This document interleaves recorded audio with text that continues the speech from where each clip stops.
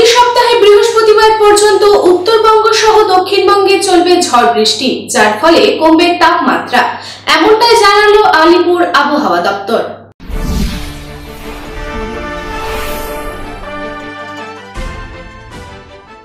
সোমবার এবং মঙ্গলবার পুনরায় ঝড় বৃষ্টির সতর্কতা জারি করল আলিপুর আবহাওয়া দপ্তর।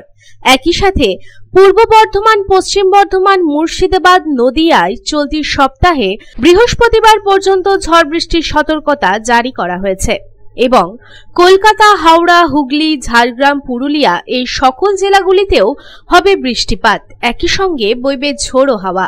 ঝোড়ো হাওয়ার গতি থাকতে পারে ঘন্টায় 30 থেকে 40 কিলোমিটার, কোথাও কোথাও 40 থেকে 50 কিলোমিটার। শনিবার কলকাতার সর্বোচ্চ তাপমাত্রা ছিল 36.2 ডিগ্রি সেলসিয়াস। রবিবার 5 ডিগ্রি তাপমাত্রা কমে হয় 31.9 ডিগ্রি সেলসিয়াস এবং সোমবার সর্বনিম্ন তাপমাত্রা 26.4 ডিগ্রি সেলসিয়াস।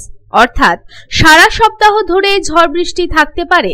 ঝড় বৃষ্টির কারণে কমলা সতর্কতা জারি করা হয়েছে উত্তরবঙ্গের বেশ কয়েকটি জেলায়। উত্তরবঙ্গের জেলাগুলিতে 12 থেকে 20 সেন্টিমিটার পর্যন্ত বৃষ্টির সতর্কতা জারি করেছে আলিপুর আবহাওয়া দপ্তর। উত্তরবঙ্গ এবং দক্ষিণবঙ্গ জুড়ে ঝোড়ো হাওয়ার সঙ্গে বিক্ষিপ্ত বৃষ্টির ফলে তাপমাত্রার পারদ নামবে এবং অস্বস্তিকর গরম থেকে কিছুটা হলেও কিছুদিনের জন্য স্বস্তি মিলতে পারে বলে এমনটাই জানিয়েছে আলিপুর আবহাওয়া দপ্তর। Bureau report, public Times.